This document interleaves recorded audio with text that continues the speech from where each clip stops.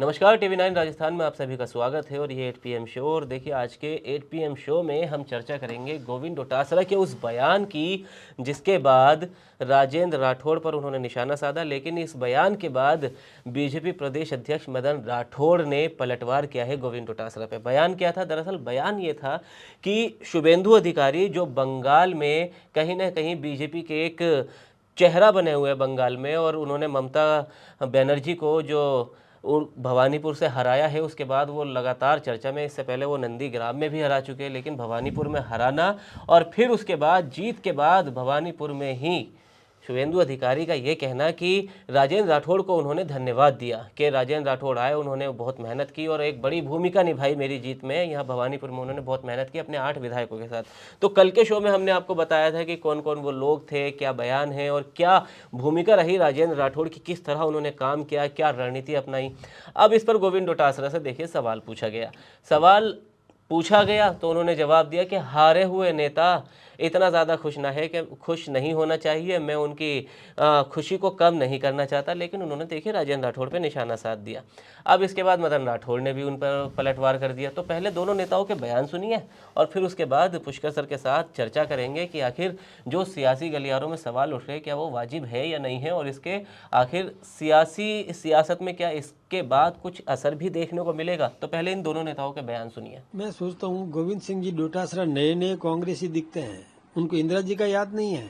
इंदिरा गांधी भी चुनाव हारी थी, संजय गांधी भी चुनाव हारे थे।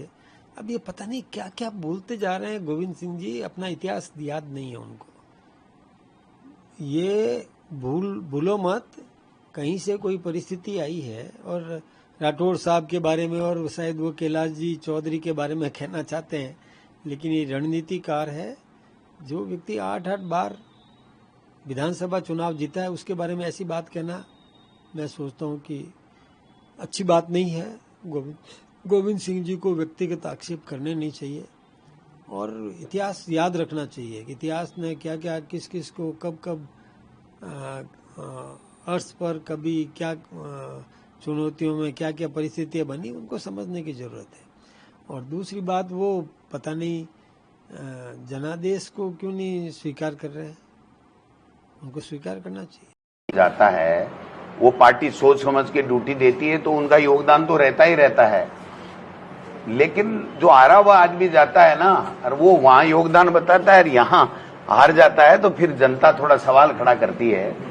तो अब मैं क्यों नाम ले रहा हूं मेरे से बताओ। तो जीता हुआ आदमी जाता है तो समझ भी आती है कि ये जीता हुआ है, इसको ज्ञान होगा तो इसने वहां भी जीता है यहाँ भी जिताया है, वो बात तो समझ में आती है। लेकिन वो कैलाश जी भाई साहब भी गए थे, बाड़मेर वाले राठौड़ साहब भी गए थे, अरुण चतुर्वेदी जी भी गए थे, तो अच्छी बात है। मैं आज उनकी खुशी को फीका नहीं करना चाहता, लेकिन यहाँ पंचायत राज और नगर निकाय के चुनाव कराओ, पता लग जाएगा कितने पानी में हो। तो देखिए, बीजेपी के प्रदेश अध्यक्ष और कांग्रेस के प्रदेश अध्यक्ष राजेंद्र राठौड़ को लेकर आमने सामने हो गए। अब दोनों ही प्रदेश अध्यक्ष है तो बात हल्की तो नहीं हो सकती। लेकिन बात यहाँ पर सर देखिए, सवाल ये उठ रहे हैं कि राजेंद्र राठौड़ चलिए हारे हुए नेता है, लेकिन इसी बार तो हारे, इससे पहले वो लगातार जीतते आए। और किस तरह वो उनकी अमित शाह के साथ ट्यूनिंग है, कांग्रेस की गलत। और दूसरी बात ये, मैं आपको उसको टोंक की जनसभा से कैलकुलेट करवा देता हूँ जी। जो काम है उसकी चर्चा होनी चाहिए। राजेंद्र राठौड़ ने कहीं नहीं कहा कि मैं जिता के लाया जी, ऐसे ही, लेकिन वहां पर सचिन पायलट केंद्र में थे, यहाँ पर राजेंद्र राठौड़ केंद्र में है और कांग्रेस बेमतलब में बात कर रही जी। वो खुद शुभेंदु अधिकारी ने काउंटिंग सेंटर से बाहर निकलकर सबसे पहला धन्यवाद दिया भाई जी। मतलब बिल्कुल ऐसा कांटे का चुनाव था कि हो जाता तो वो कहाँ रहते और हरा दिया। दूसरी बार, ये जाइंट किलर्स कहलाते हैं ऐसे बड़े नेता, और वो अपनी जीत का श्रेय अगर सिर्फ मतलब अगर राजेंद्र राठौड़ कह रहे हैं तो राजेंद्र राठौड़ को कुछ कहने की जरूरत नहीं। बिल्कुल। हाँ, जैसे राष्ट्रीय अध्यक्ष नितिन नवीन की टोंक की जनसभा को चर्चा में सचिन पायलट ने ला दिया था, वैसे ही अब बेमतलब में कांग्रेस इसको मुद्दा बना रही जी। और ये स्ट्रेटेजिकली बड़ा गड़बड़ बयान है। बिल्कुल कि हारे हुए नेता संगठन का काम कर रहे हैं, हारे हैं जीते हैं तो क्या हुआ, जो 99 बार हार गए राहुल गांधी के, उसमें क्या करेंगे, वो जिताने भेजेंगे। जी अगला चुनाव होगा तो राहुल गांधी फिर चेहरा बनाए जाएंगे ना। बिल्कुल। तो प्रदेश स्तर के नेताओं को इस बात का ख्याल रखना चाहिए जी कि बोलते समय। नहीं, वही तो सर सवाल है ना कि देखिए आपने उनको तो हारे हुए नेता बता दिया। भाई सचिन पायलट गए छत्तीसगढ़, नहीं जिता पाए, लेकिन अब केरल उन्होंने जिता दिया।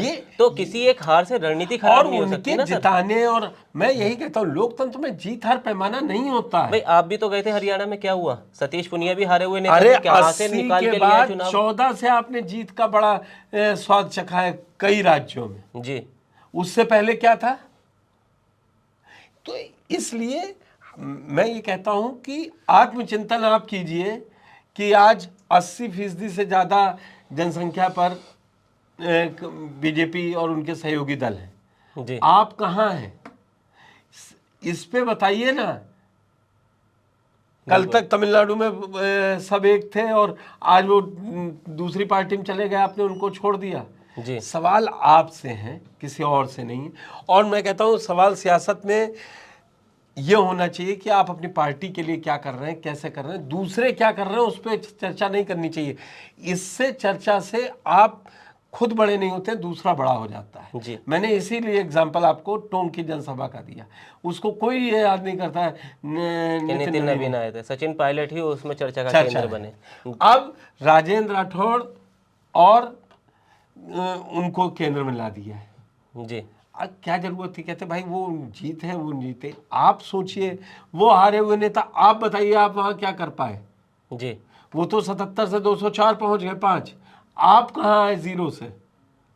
2 बार जीरो लाने के बाद अब कहाँ हैं आप? 2 सीटें आई हैं।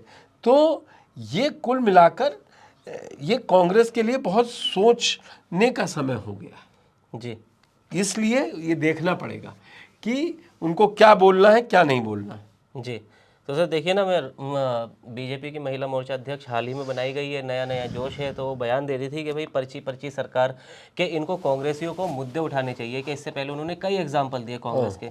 तो कहीं ना कहीं ये वही वाली बात है, उनका बयान भी कहीं ना कहीं जायज़ है कि आप ये बेकार के मुद्दे ना उठा के, अब जैसे एसआई भर्ती आई है इस पर सरकार को घेरने की कोशिश कीजिए, या और जो ढंग के मुद्दे उन्हें उठाइए, क्योंकि तभी आप उतारेंगे। अब पर्ची से, राजेंद्र राठौड़ की हार से क्या अगले चुनाव जीत पाएंगे? ये सब आप जनता के मुद्दे उठाएंगे तभी जीतेंगे, वो कोई भी पार्टी के लिए अप्लाई है। बिल्कुल। तो देखिए गोविंद डोटासरा का जो ये बयान है, ये कहीं ना कहीं उन्हीं पर भारी पड़ता हुआ नजर आ रहा है। हालांकि देखिए विपक्ष का काम है सत्ता पक्ष को घेरना, लेकिन मुद्दे तो कम से कम जायज़ होने चाहिए, सही होने चाहिए। अब खैर गोविंद डोटासरा या किसी और कांग्रेसी नेता की इस पर कोई प्रतिक्रिया सामने आएगी या नहीं आएगी, अगर आएगी तो TV9 राजस्थान पर हम आपको बताते रहेंगे। लेकिन डोटासरा के इस बयान पर और राजेंद्र राठौड़ ने जिस तरह से भवानीपुर में ममता बनर्जी की हार में एक बड़ी भूमिका अदा की है, जिसके धन्यवाद खुद काउंटिंग सेंटर से निकलते ही उन्होंने शुभेंदु अधिकारी ने दिया, उस पर आपकी क्या राय है? आप अपनी राय कमेंट बॉक्स में ज़रूर बताइए। वीडियो को लाइक कीजिए, शेयर कीजिए और राजस्थान से जुड़ी हर खबर के लिए TV9 राजस्थान को सब्सक्राइब कीजिए।